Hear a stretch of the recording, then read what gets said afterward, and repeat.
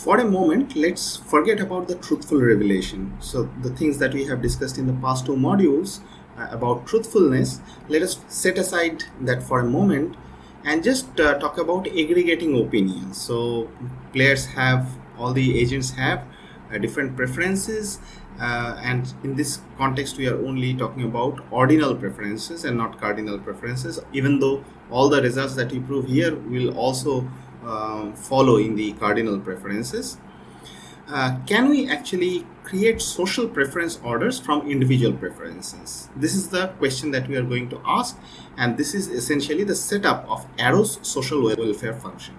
So Arrow's this setup is essentially named after Kenneth Joseph Arrow, who has actually given these results.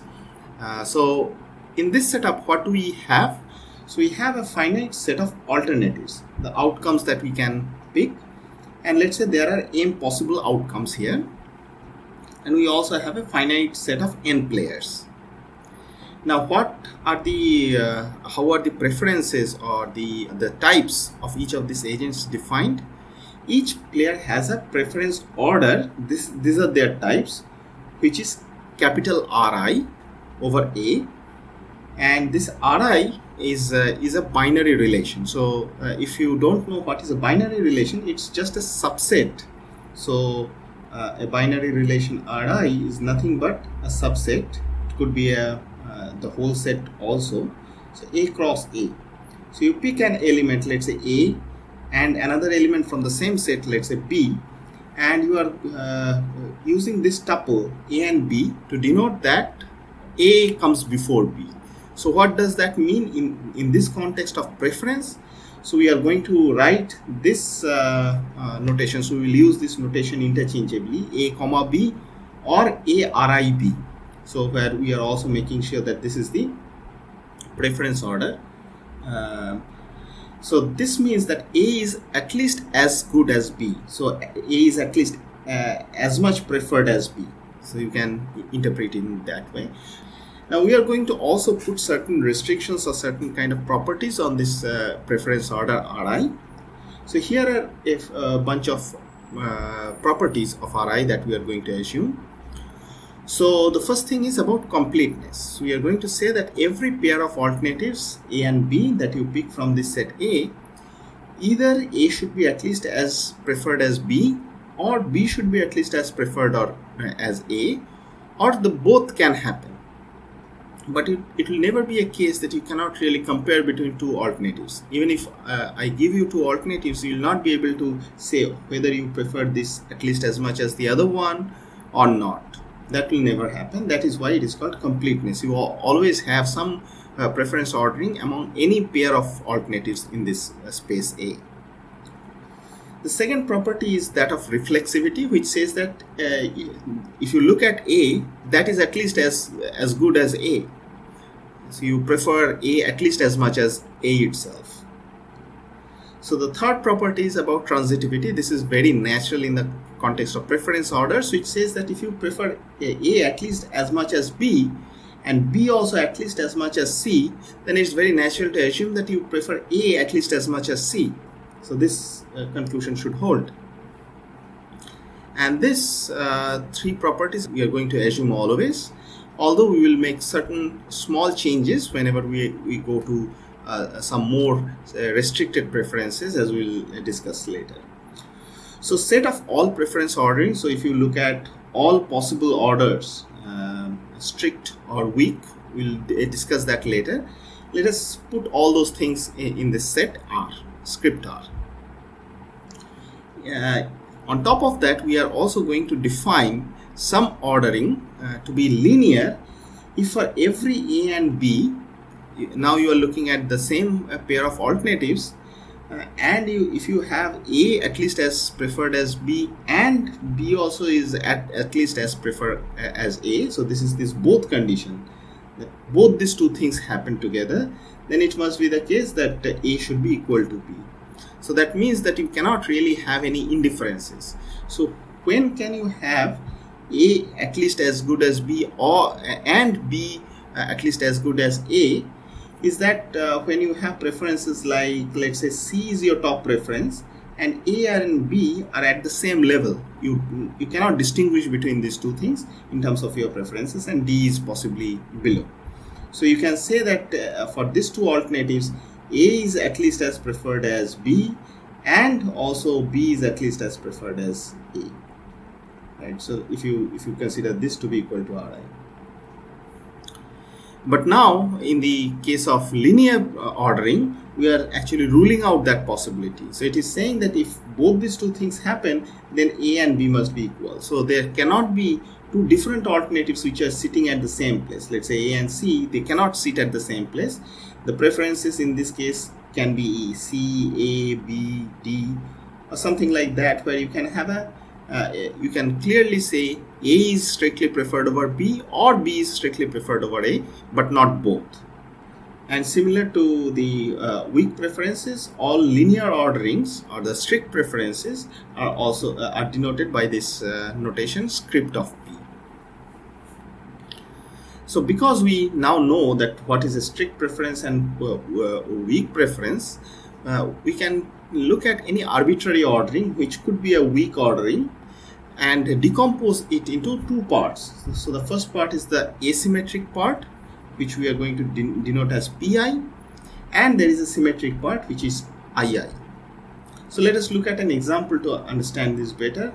So as we have said that Ri is nothing but A, and then B and C are at the same position, so they are sort of equivalent alternatives for this player I, and D stands below.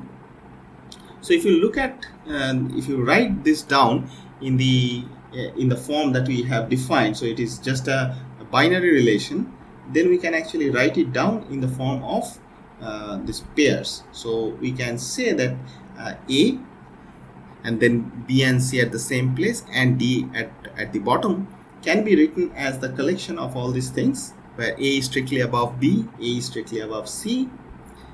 Similarly, B is strictly above D and C is strictly above D. But for B and C, we can have both these two things. So B is at least as good as C, and also C is at least as good as B. This is happening because they are actually indifferent in the preference order. So now that we have this set, this subset of A cross A, so clearly you can see that this is a subset of A cross A. So we can write this preference order into two parts. So one part is the strict preference order, or the linear order, where you have these preferences ABD and ACD, which can be written in the notation of binary relation in the following way. You have all these things that are shown in red, that are the strict preferences. You can collect them together, and the indifferences that you have, that can be written in this form, and that can be separately looked at. So Pi union Ui is actually giving you this Ri. So that you can say. So I mean, you can always decompose, and this Pi and Ui are distinct and they are disjoint essentially. Alright, so that is essentially our setup of all the preferences, strict preferences, weak preferences, asymmetric part and the symmetric part. Now we are in the position to define what is a Arrovian social welfare function. We have discussed about the social choice function in the previous modules. Now we are talking about Arrovian social welfare function. How is it different from the social choice function?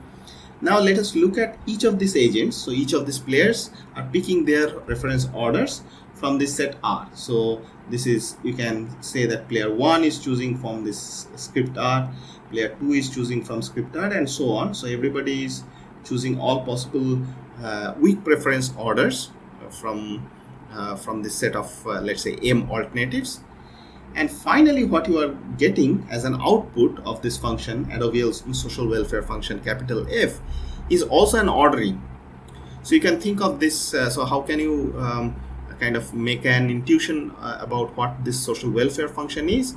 Imagine that you have different cuisines available as a menu in the mess, in your hostel mess. And finally, you want to have a complete ordering over all the cuisines, which is collecting together all the preferences of all the residents of that hostel. What is the reason? What could be a reason? Because if some of these cuisines are not available, then you can go to the next available cuisine, which could be which is most preferred by all the agents together, all the residents of that hostel together. So that could be one a way of thinking about social welfare function. You have individual preferences, all this, so you can think of this R1, R2, and so on. This if there are n boarders in that hostel or mess, there are weak preferences over all of them. So the preferences are given by capital R of I for that player, and collectively we're trying to come up the total ranking over all these cuisines for the entire society being that the hostel boarders. So in this case we are going to define, so because f of r, so by r we are denoting, so r is nothing but r1, r2, and so on, rn. This is what it means. This is collectively going to be an ordering, and very naturally, as we have defined the asymmetric and the symmetric part, let us denote with f hat as the asymmetric part of f of r, and f bar of r to be the symmetric part of f of r. Now let us define two very important definitions. One is of weak Pareto and the strong Pareto. So let us go over this definition slowly. So a Arrovian social welfare function f satisfies weak Pareto if for every pair of alternatives a, b in this set A. So this notation, notation of the square brackets and this implied part of this definition says that whenever this condition holds, whatever we have written here, whenever this condition holds, this implies that this condition also holds. So what are we saying here? It is saying that if A is strictly preferred than B for all the players in this society, then A should also be strictly preferred than B in the aggregated society. So this f of r is nothing but the aggregation, and f hat means that it is strictly preferred. So you can say that, let's say we have a society where you have A above B. So maybe there are other alternatives in between, above or below. I don't really know. Maybe there are A and B just next to each other, and there are other alternatives. So, but the point is, everybody is preferring A over B. So that is the thing that is happening here. So if you give me any such preference order where A is strictly preferred over B for all the agents, then if you apply F on top of that, then it must be the case that in the aggregated one, A should also be above B. So this is what this weak Pareto definition means. And I should also tell you that there could be some R's where this condition does not hold. So if the condition, so if there exists some R where this if condition is not holding, so you can think of that if this happens, then immediately you can conclude this. So if the if condition itself is void, so there is no such case where A is strictly preferred over B by all the agents, then we can also assume that this implication is vacuously true. So you can have A is strictly preferred. So we cannot rule out those kind of F's as not being weak Pareto. We will say that it is weak Pareto just because that maybe not all the players were having A above B.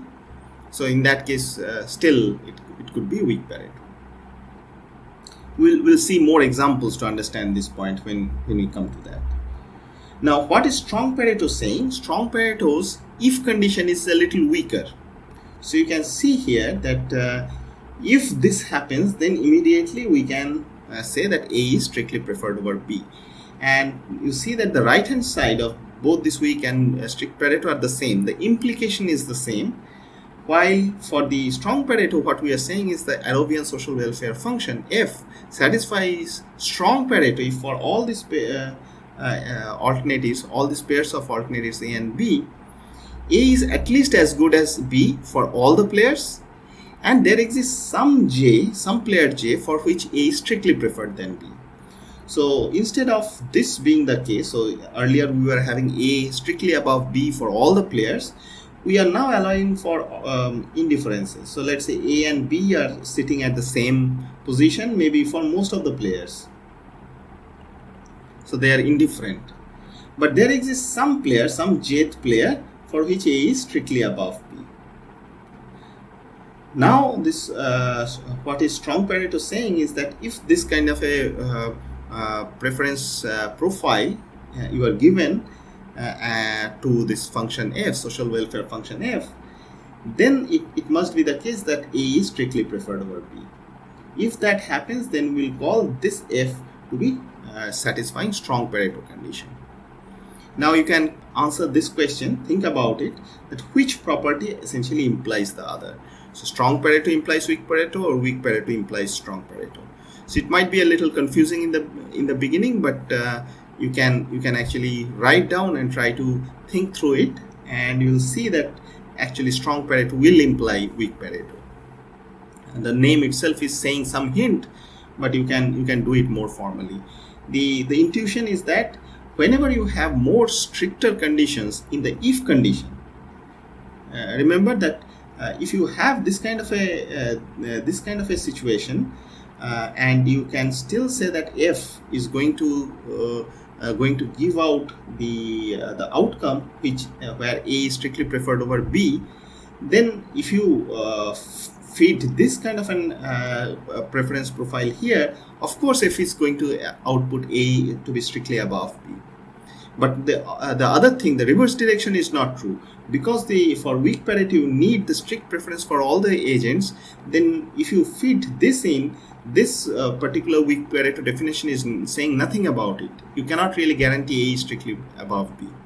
So that is the reason when you have this if conditions in such kind of definitions which are weaker than the other one, then you have actually the property that you are going to satisfy is essentially stronger, because the right hand side, the implication is the same for both these cases. Alright, so we are going to define this term. So we say that two preference orderings, so Ri and Ri prime, agree on A comma B, so these two alternatives A comma B, if for agent I, if for that agent, if A is strictly preferred over B, that implies and is implied by that A is also strictly preferred over B in the other preference ordering. So if B is strictly above A in Pi, then it also means and is implied by that B is also above above A in Pi prime.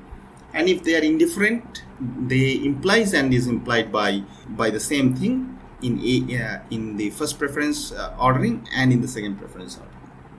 So to denote this agreement, we sometimes will use this notation, this shorthand, that Ri restricted to A comma B is exactly same as Ri prime restricted to A comma B.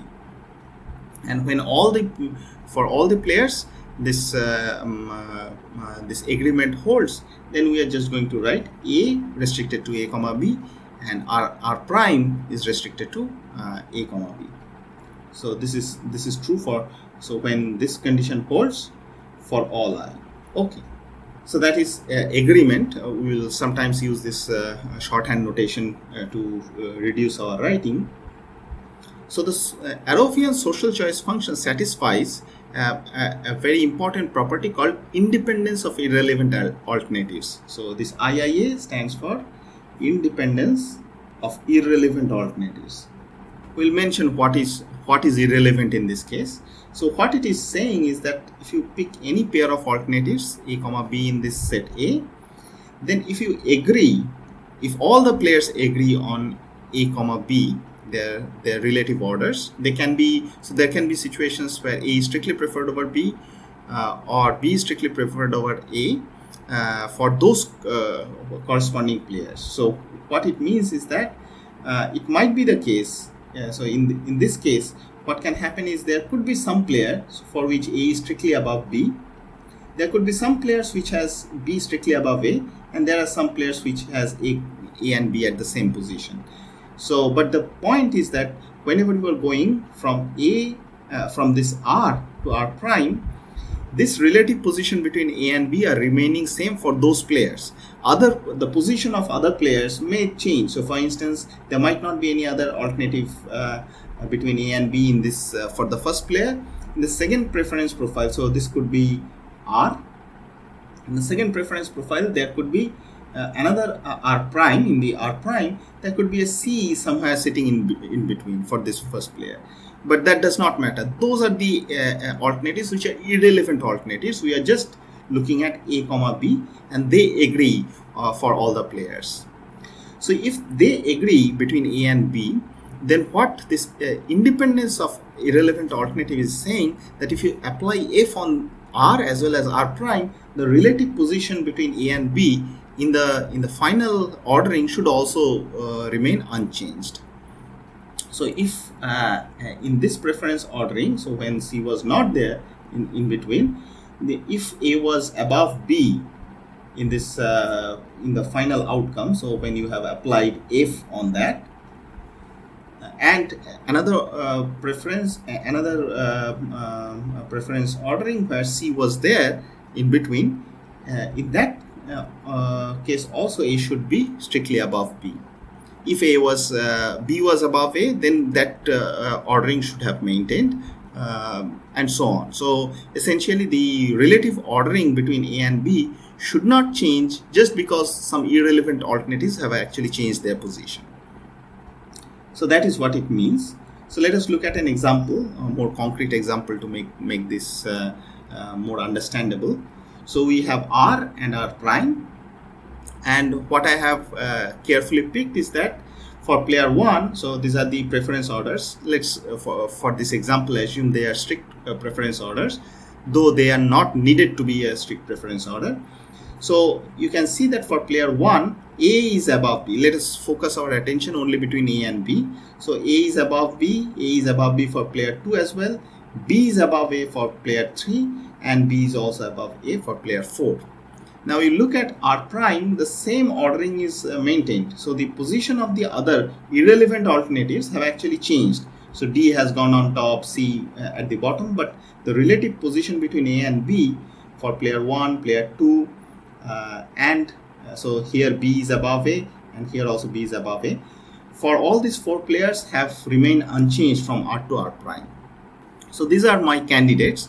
So what it is saying is that if you apply F on this preference ordering, and suppose you have given an outcome where A is let's say above B, there could be some other alternatives elsewhere, but A is above B, then it must be the case if you apply F on this preference profile, then A should also be above B. I don't really care about the positions of the other alternatives, but A should be above B. They should be consistent in these 2 cases. Okay, so let us look at some of the very widely used very natural mechanisms by which we can aggregate and come up with a complete ordering over all these agents from this individual preferences. So let's say we assign some scores. So let's say score of 1 to the first position, score of 2 for the second position, score of 3 for the third position, and score of 4 for the fourth position. The restriction is that every SI should be at least as much as the next one, and this should be at least as much as the next one, and this should so there should be a monotone non-decreasing relation between all these scores. So these scores are just real numbers. Now if you pick a specific alternative, let's say A, for all the players you just add the corresponding scores. So this is the reason why this is called the scoring rules.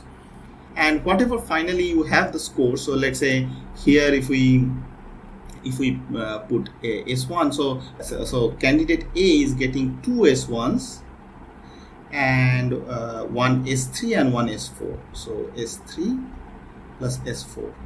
This will be the score for A. Similarly, you can find out what is the score for B and what are the scores for C and D.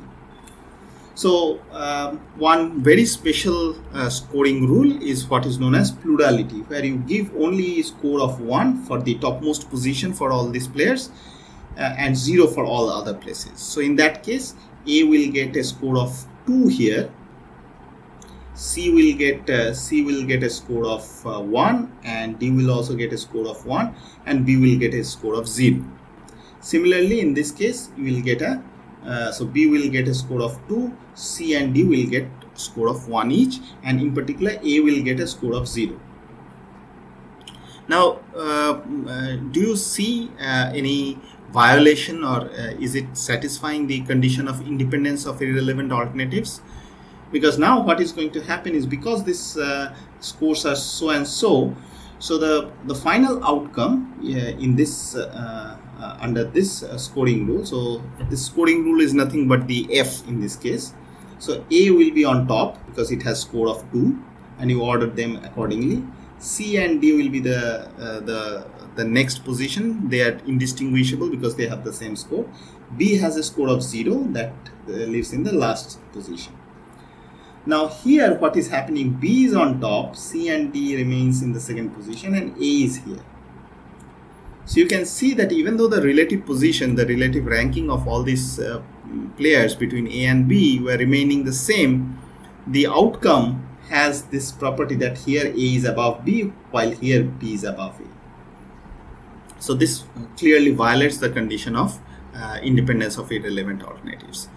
So this scoring rules essentially does not satisfy the condition of IIA. So now you can begin to see, even though these rules are very natural and very easy to think about, they do not satisfy this very important, very natural condition that if the society did not change its opinion between A and B, why should the outcome change the opinion? And that is very difficult to satisfy, in particular based on this IIA and the weak Pareto condition that we have defined earlier. Arrow gave its a landmark result, which says that if you have at least 3 alternatives, so it will not hold for 2 alternatives, if you have at least 3 or more alternatives, then if an Arrowian social welfare function F satisfies weak Pareto and IIA, then it must be dictatorial. So what does dictatorial mean? So dictatorial means you just pick out one specific agent, let's say this, and always output its preference order as the output. Then naturally it is going to satisfy IIA, because if A was above B, so what is common in these two cases? The same agents have the same relative ordering between those two alternatives.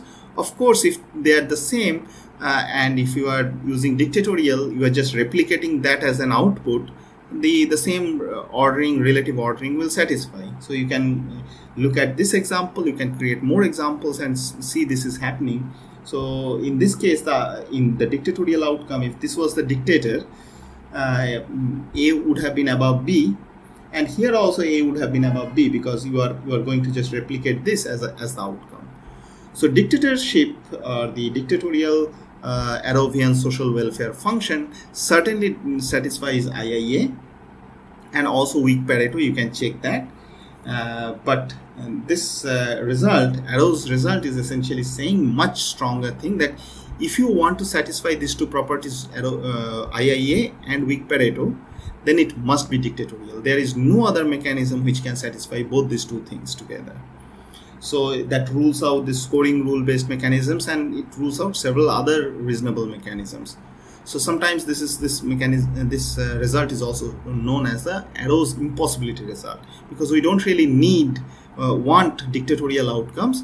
So if you want to have a non-dictatorial outcome, a non-dictatorial social Arrowian social welfare function along with the weak Pareto and IIA, then it is impossible. That is what it means.